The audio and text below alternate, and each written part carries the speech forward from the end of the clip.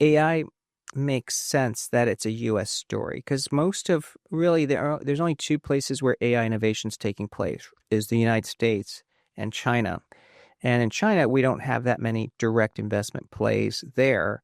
So if someone is looking for reasons to be overweight the US, it is AI. But that's different, in my opinion, than AI is driving the stock market. Bitcoin Zella stands out with its simplicity and clarity. We've crafted an experience that anyone can dive into, whether you're a crypto expert or just a new to the crypto world. Now, guess who keeps his eye on us? The author of best-selling book Rich Dad Poor Dad, Robert Kiyosaki. And we want to take this opportunity and thank all the people who trusted us, and we read every comment. And the best part, it's free. Subscribing now means you will get all new information for free. Don't just follow the trends, stay ahead of them. Subscribe to Bitcoin Zella today and enjoy the new edge. Tom Lee breaks down the latest market outlooks, from stocks to crypto. Big moves ahead. Let's dive in and explore.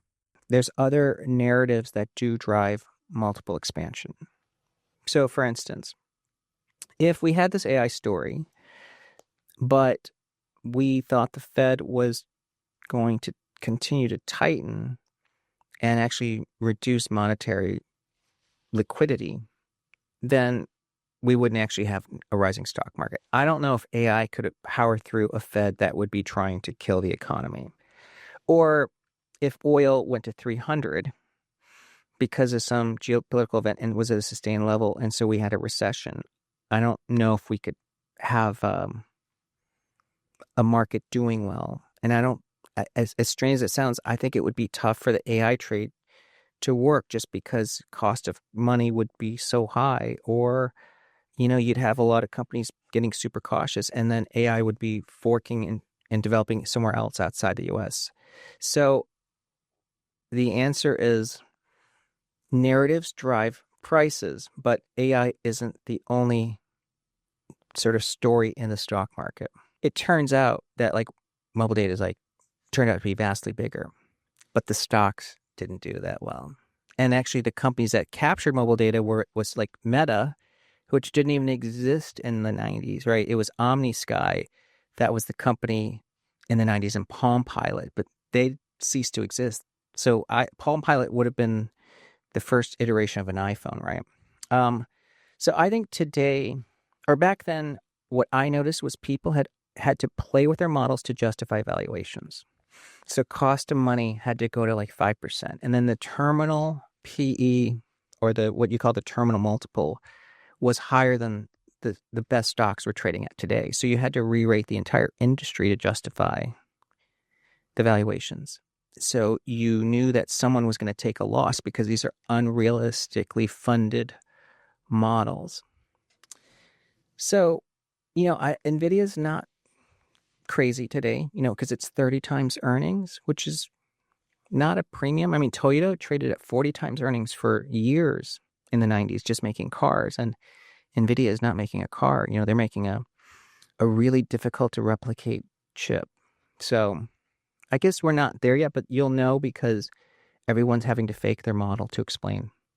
Bitcoin has taken a hit, dropping from $106,150 to around $103,400 in just a few hours, a 2.33% slide.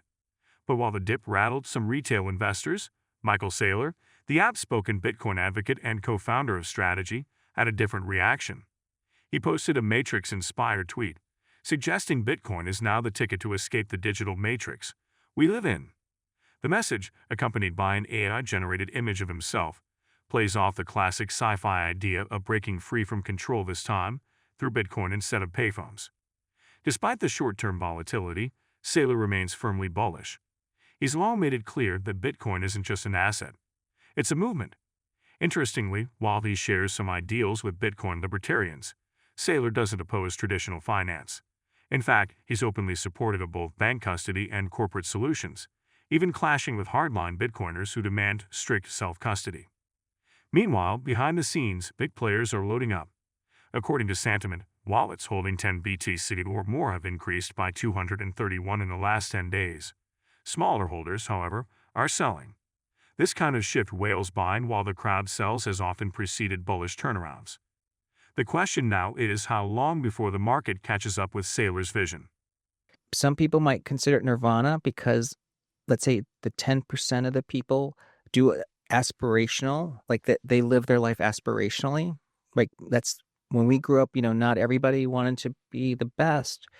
But when you look at societal impact or in a company, like at my former employer, which had 200,000 employees, the adage was always 20% did 80% of the work, or really like 8% did 90% of the work, right? Yeah. Well, there's no incentive system for that anymore in a world of abundance. So I do think the consequences, money may stop mattering. And then if we're able to do whatever we want, then why wouldn't there be a situation where everybody gets everything they need if money doesn't matter? Sure, but then stocks may not matter. Yep. Or what is a company anymore? Mm-hmm. Because it's not a group of highly skilled people. And if it's a group of highly skilled robots, well, anyone can copy the code. So then there's no advantage for a company. I mean, it's actually probably like some people might say it's a good, I think that would be kind of a very dangerous outcome. Bitcoin is holding close to the $103,800 mark, just 8% off its all-time high, yet futures traders are showing unexpected caution. The premium on Bitcoin futures has dropped to its lowest level in 3 months, signaling that traders aren't feeling too confident about a near-term rally. Typically, futures trade 5% to 15% above the spot price, but that gap has now slipped below 4%, suggesting a shift in sentiment. This cautious tone has persisted since June 12, when Bitcoin failed to break past the $110,000 level. Interestingly, this comes at a time when spot Bitcoin ETF are seeing strong inflows over $5 billion in just 30 days. Institutional players are clearly buying, with firms like Strategy and Metaplanet adding to their holdings. But retail and derivatives traders seem to be bracing for turbulence, likely due to ongoing macroeconomic stress. Interest rates are still high, inflation is lingering, and geopolitical tensions remain a concern. Bitcoin's options market reflects the same worry. The put-call skew has risen to 5%, which edges into bearish territory. Just weeks ago, it was showing bullish signals. While big money continues to buy, hesitation from traders suggests fear that the $100,000 support might not hold much longer. If that level cracks, bears could take control. If you've been with us so far, a big thank you. Don't forget to subscribe for free to Bitcoin Zella for your daily news. The link is waiting below. That's all for today's crypto news. Stick around for more updates, insights, and analysis on cryptocurrencies. Share your thoughts in the comments, like this video, and subscribe for more exciting content.